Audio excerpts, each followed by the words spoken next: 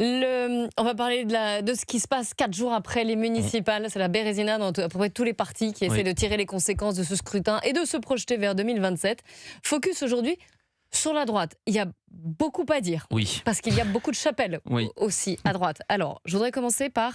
Allez, commençons par le RN. Jordan Bardella, longue interview dans le Figaro. Ça ne vous a pas échappé ce matin. Donc, qui estime que les LR sont devenus la succursale du macronisme.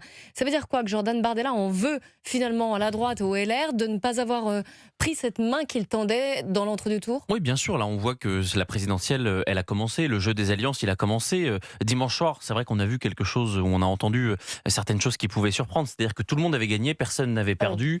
LR se confortait de son ancrage territorial, disait que la plupart des villes de plus de 9000 habitants étaient sous la coupe des Républicains. Le RN disait qu'ils avaient gagné aussi, même si, bon, c'est vrai qu'ils ont gagné des villes moyennes, mais ils ont aussi perdu à Toulon, ils ont aussi perdu à Marseille. Et donc, c'est vrai qu'on voit qu'il y a une sorte de recomposition qui va se faire à droite. Et c'est pour cela que Jordan Bardella a choisi Le Figaro, qui est un journal qui est plutôt classé à droite, qui est lu par des personnes qui sont plutôt catégorisées comme des CSP+.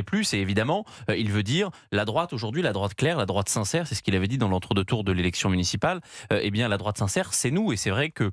oui, il cherche à diviser les Républicains, pour être clair aussi. Je crois que les Républicains se divisent eux-mêmes. Ils ne sont pas forcément besoin de Jordan Bardella. C'est-à-dire qu'on ne sait pas aujourd'hui, moi vous me demandez quelle est aujourd'hui la ligne des Républicains, et pourtant je les suis depuis quelques années, je suis incapable de vous le dire.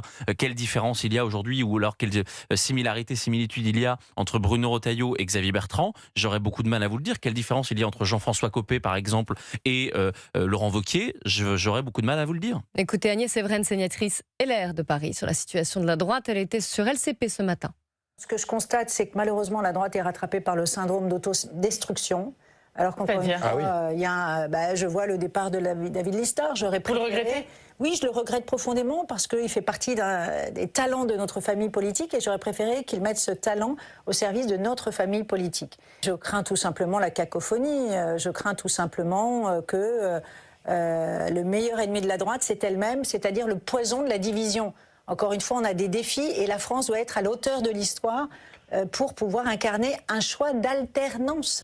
Jules Torres, la cacophonie, oui, ça, c'est sûr qu'elle est bien présente. La cacophonie est la droite la plus bête du monde, mais c'est-à-dire qu'aujourd'hui, le parti Les Républicains, la droite de gouvernement comme on les appelle, eh bien, paie le prix de ces renoncements successifs. Enfin, on a quand même vécu la semaine dernière quelque chose d'absolument lunaire. Nous avions Bruno Retailleau, qui est le patron des Républicains, qui félicitait Sarah Knafo de son retrait pour faire gagner Rachida Dati. Bon, jusque-là, pas de problème. Sauf que dans le même temps, Bruno Retailleau, il appelait Martine Vassal, donc qui était candidate LR à la mairie de Marseille, à se maintenir malgré son faible score au premier tour pour ne pas faire gagner Franck Alizio. Franck Alizio qui était le candidat du RN, qui n'est pas un énervé. Franck Alizio, il vient de l'UMP, il vient de LR, donc c'est quelqu'un qui était avec eux, de même que David Lisnard, qu'Agnès Evren évoque. Pourquoi il part, David Lisnard? Parce qu'il a bien l'impression qu'on est en train de l'enfumer avec cette histoire de primaire, c'est-à-dire qu'on va demander aux électeurs des LR de voter soit pour une primaire ouverte, soit pour une primaire fermée, soit pour Bruno Retailleau. Donc on voit bien qu'aujourd'hui, la question, elle est complètement viciée et qu'il n'y a pas d'alternative aujourd'hui au sein des Républicains. Mais le problème, c'est qu'ils n'ont pas voulu faire de choix. David Lisnard, la semaine dernière, c'était très intéressant. Il a apporté son soutien à Éric Ciotti. Pourquoi il ne l'a pas apporté à Christian Estrosi? C'est extrêmement intéressant parce qu'aujourd'hui, on voit bien qu'il y a des divergences à droite. La droite d'Éric Ciotti qui a décidé de franchir le Rubicon en 2024, c'est pas celle de Christian Estrosi, c'est toute la ligne que doit trancher Bruno Retailleau et les électeurs et les sympathisants des Républicains. Ça me fait penser à une question. On a l'impression quand même, alors là je repars vers le Rassemblement national, mais que Jordan Bardella, dans son interview au Figaro, on appelle aux électeurs de droite et... parallèlement, on a l'impression que Marine Le Pen reste en fait dans un discours, dans une stratégie dite classique au RN, à savoir ni de droite ni de gauche. Oui, Elle en appelle à tous les électeurs. Elle ratisse un peu moins large. Oui, vous avez raison. Il y a une distinction entre les deux. Il y a une distinction entre les deux. Je dirais pas que c'est une ligne de fracture. Je pense que c'est en l'occurrence extrêmement complémentaire. Vous savez, depuis maintenant 3 ans, Marine Le Pen et Jordan Bardella, ils ont fait ce qu'on appelle une sorte de ticket, un tandem pour l'élection présidentielle. Et à Marine Le Pen d'aller chercher l'électorat plus populaire, l'électorat du Nord, où elle a mis son fief en 2012 à Hénin-Beaumont par exemple. Elle est draguée, et on l'a vu qu'aux élections municipales, ils ont fait des percées le Rassemblement national dans les villes par exemple du Grand Est, dans le sud-ouest de la France. Et à Jordan Bardella, eh bien d'aller chercher le peuple de droite, parce qu'on a bien vu que c'est ce qui manquait à Marine Le Pen en 2022. Marine Le Pen avait réussi à rallier le vote des classes populaires, les ouvriers, les salariés, les emplois à faible rémunération. Mais en revanche, il lui manquait ce qu'on appelle la bourgeoisie patriote. Et c'est le rôle de Jordan Bardella d'aller chercher ces gens-là. Et oui, ces gens-là sont plutôt issus de la droite. Et Marine Le Pen, quand même, a commencé sa carrière politique en disant, moi, je refuse, d'ailleurs, c'était son point commun avec Emmanuel Macron, je refuse le clivage gauche-droite. Il n'existe pas. Alors, elle a essayé un temps de nous dire qu'il y avait les mondialistes et les souverainistes, qu'il y avait les patriotes et les européistes. Tout ça est évidemment terminé. Ce n'est plus dans son langage. Mais elle rejette encore ce clivage gauche-droite. Et un clivage gauche-droite, pardonnez-moi, qu'on a vu à la faveur de ces élections municipales. On a vu qu'il y avait une forte polarisation entre les idées de gauche et les idées de droite. Ça veut dire que la stratégie de Jordan Bardella vous paraît plus gagnante, entre guillemets, ou pourrait l'être en tout cas pour 2027 ? En tout cas, la dernière personne qui a gagné à droite, qui s'appelle Nicolas Sarkozy, il avait réussi cette alliance-là, cette alliance entre les classes populaires et la bourgeoisie patriote. C'est également ce qu'avait réussi à faire Jacques Chirac, et on voit bien que François Fillon, pour d'autres raisons, n'avait pas réussi à faire cela. Il était beaucoup plus fort dans la bourgeoisie patriote que chez les classes populaires. C'est vrai qu'il avait un programme qui était très libéral, qui peut parfois faire peur aux Français, qui est notamment avec la suppression des 400 000 fonctionnaires, mais c'est vrai que la stratégie aujourd'hui de Jordan Bardella est peut-être plus ouverte sur le plan économique. Bonjour Xenia Fedorova. Bonjour. Soyez la bienvenue. On va commencer par Donald Trump et la question de l'Iran. Écoutez le président américain sur cette question des négociations. Il était hier devant des parlementaires républicains à Washington. Les Iraniens négocient, ils veulent tellement conclure un accord, mais ils ont peur de le dire parce qu'ils pensent qu'ils seront tués par les leurs.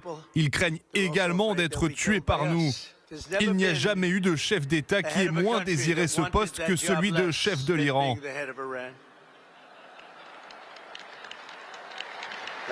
Je ne veux pas. Ils disent « Je n'en veux pas, nous aimerions faire de vous le prochain guide suprême. » Non merci, je n'en veux pas. Xenia Fedorova, qu'est-ce que vous pensez de cette déclaration de Donald Trump, très trumpienne aussi ? Oui, c'est un discours pour les Américains, évidemment. C'est la communication, que tout va bien, que les États-Unis vont atteindre les objectifs, même si on ne sait pas exactement quels sont aujourd'hui les objectifs, malheureusement. Mais je pense que la situation réelle est un peu différente. L'Iran continue de contrôler les passages du détroit d'Ormuz. L'Iran continue de frapper les bases américaines. Il continue d'envoyer les missiles un peu partout en Israël aussi. Donc on peut dire que l'Iran aujourd'hui résiste toujours et le régime n'est pas tombé. Oui, finalement, après 4 semaines de guerre, parce que ça fait maintenant 4 semaines, l'Iran n'est pas si affaibli. Hein. Oui, et si vous vous souvenez, Clélie, on a parlé tout le début de ces conflits. Et je pense qu'on a discuté ça et j'ai dit que je pense que l'Iran va résister et que c'est pas si facile de changer les régimes que par les frappes. Et après, bien sûr que maintenant, on voit que Donald Trump envisage une opération terrestre. Et ça, c'est quelque chose qui est un côté très risqué pour Donald Trump. Pourquoi ? Parce que ça peut amener les États-Unis dans un conflit de longue durée.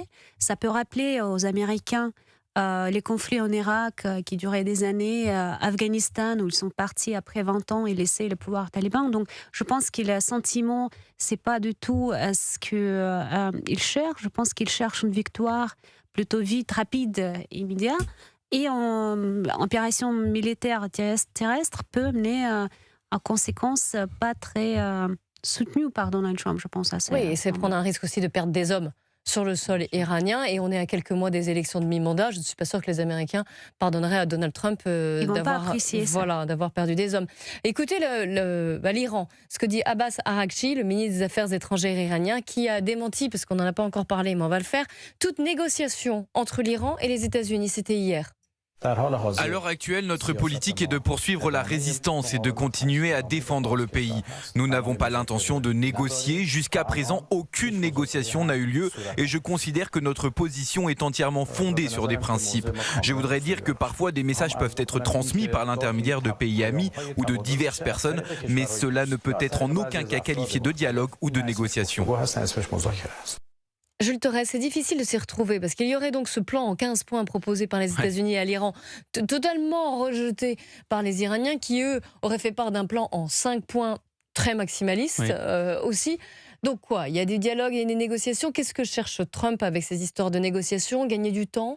D'abord, je pense qu'on assiste à une sorte de poker menteur diplomatique, c'est-à-dire que Donald Trump C'est va souvent le monter cas, hein. qu'il est extrêmement fort, parce qu'on le sait, et ça on l'a peut-être oublié un petit peu en Europe, la force, elle précède la diplomatie. Et donc Donald Trump veut montrer qu'il est extrêmement fort, c'est pour ça qu'il envisage aujourd'hui, même s'il ne le fera peut-être pas, d'envoyer des soldats sur place, notamment en Iran et à Téhéran. C'est pour cela qu'il dit que les Iraniens sont quasiment à 2 doigts de la capitulation. C'est pour ça que Caroline Leavitt, hier, la porte-parole de la Maison-Blanche, vous dit que Donald Trump, il ne bluffe absolument pas et que si l'Iran n'accepte pas la défaite militaire, il y aura des frappes sans précédent. Ça fait quand même plusieurs fois qu'il promet des frappes sans précédent sans qu'on puisse les voir. Et puis de l'autre côté, vous avez l'Iran qui a quand même... Le régime n'a pas chuté, mais le régime a quand même été affaibli. Ali Khamenei a été tué, Ali Larijani a été tué. Les principaux les principaux responsables du régime des Mollahs ont été tués. Il y a encore eu le chef de la marine, je crois, hier, qui a perdu la vie, qui a été tué. Donc évidemment qu'ils sont affaiblis. Et eux, tout ce qu'ils veulent montrer, c'est le fait qu'ils ne capitulent pas, qu'ils ne sont pas sous pression. Et que finalement qu'ils résistent. C'est aussi pour cela qu'on voit des images de communication, parce qu'évidemment on est dans une sorte de propagande de communication de guerre avec des soutiens du régime des Mollahs qui sont dans la rue, notamment à Téhéran et à Ispahan, pour montrer que il y a encore des gens qui soutiennent ce régime, que le régime est là, qu'il est en place. Donc c'est ça, je crois que l'analyse qu'il faut faire aujourd'hui, c'est qu'on est dans une sorte de poker menteur. La question, c'est de savoir qui va faire tapis et qui va perdre la main rapidement. Oui, si on continue cette logique de poker, je pense qu'il y a aussi les cartes. Aujourd'hui, on voit qu'avec le blocage des détroits d'Ormuz, c'est plutôt Iran qui a les cartes. Parce que l'économie, les marchés mondiaux, en fait, sont sous effet de ce blocage. Et Donald Trump a annoncé, et même à un moment appelé à alliés de venir et d'accompagner les pétroliers avec les bateaux. Mais si ça sera le cas, j'imagine que pour les images, ça sera assez spectaculaire. Imaginez-vous si les Iraniens frappent ces bateaux qui accompagnent les pétroliers. Donc, c'est pas un scénario qui est plus favorable, je pense, que pour Donald Trump. Après, pour les bluffs, évidemment qu'il y a des bluffs. The art of the deal, je pense que Donald Trump dit l'art les de la choses négociation. Et bien sûr, ça fait partie de négociations. On a longtemps dit que la Russie envoyait aider l'Iran. Écoutez ce qu'a dit Dimitri Peskov, le porte-parole du Kremlin, qui a démenti ce matin l'envoi par la Russie de drones à l'Iran. Il y a vraiment beaucoup de mensonges dans les médias et même les éditions les plus respectées n'ont pas honte de les publier. S'il vous plaît, n'y prêtez aucune attention. Pourquoi il dément aussi vigoureusement? Parce qu'on a toujours su, et ça a été répété, que la Russie était l'allié de l'Iran. Oui, ça reste un allié d'Iran et peut-être il y a des échanges toujours et peut-être il y a une aide. La Russie dénonce, mais pourquoi elle fait ça? Pourquoi elle dément à ce point-là? Quel est le... Parce que dans les logiques, et c'est un peu la logique de la guerre froide, en fait, il y a des alliés, il y a des adversaires, mais c'est pas toujours que les alliés et les adversaires ouvertement montrent les alliances et l'aide. Ça se passe plutôt en sous-main. C'était toujours le cas. Je pense, si on regarde les États-Unis, ils sont soutenus beaucoup et souvent les pays sans afficher vraiment pour envoyer. Par exemple, aujourd'hui, la guerre en Ukraine, on sait très bien que les États-Unis continuent de fournir les renseignements à l'Ukraine pour que l'Ukraine puisse frapper sur les sites énergétiques stratégiques de la Russie. Mais Donald Trump ne dit pas ça ouvertement. C'est aussi explique pourquoi Donald Trump est assez tranquille sur le sujet si, dans l'hypothèse que la Russie fournit les renseignements aux Iraniens, souvenez-vous, il n'a pas vraiment réagi avec beaucoup de... Oui, c'est vrai, on en avait parlé, on l'avait commenté, oui. On peut imaginer, c'est parce que... Il avait dit tout le monde le fait, finalement, nous aussi. Exactement, je pense que c'est comme ça marche aujourd'hui. Mais pour les drones, je ne suis pas sûre qu'il a aussi fourni les drones aux Irans. Je pense qu'Iran a suffisamment de drones et la production des drones, et ça marche toujours. Et c'est les Iraniens, en fait, qui sont fournis la technologie à la Russie. Et aujourd'hui, les drones iraniens modifiés sont utilisés par la Russie dans la guerre en Ukraine. Jules Torres. Oui, mais c'est vrai qu'on découvre que les alliances ne se font pas forcément toujours devant les caméras, devant je pense, l'enseignement de cette séquence. C'est-à-dire que oui, Donald Trump a parfois soutenu des pays en sous-main, a parfois donné de l'aide aux renseignants. Par exemple, moi, il y a quelque chose que je trouve intéressant, c'est que cette crise-là, elle ravive quelque chose qu'on avait oublié, c'est qu'on a une dépendance énergétique et qu'il y a des alliances énergétiques. Et on voit très bien qu'avec cet or noir, par exemple, les pays européens, notamment de l'Est, sont encore dépendants du gaz russe. On sait très bien, par exemple, que l'Union européenne achète du gaz à l'Azerbaïdjan, qui vient souvent de la Russie, alors que nous avons condamné dans un certain nombre de résolutions l'Azerbaïdjan, notamment pour ce qu'ils ont fait aux Arméniens dans le Artsakh, enfin le Haut-Karabakh. Donc on voit quand même très bien que le sujet est quand même beaucoup plus complexe que ça. Et le problème, c'est que depuis des années, on a mis de la morale dans le business, dans les échanges notamment sur le carburant, sur le gaz et sur tous ces produits extrêmement rares. Et on voit que, avec ce qui se passe dans le détroit d'Ormuz, on peut plus tolérer ça, on peut plus mettre de la morale dans le business, ou alors il faut accepter que ça se fasse avec les conséquences. Et les conséquences, elles sont dans le portefeuille, dans le pouvoir des ménages, et pas que le pouvoir des ménages français, le pouvoir des ménages européens.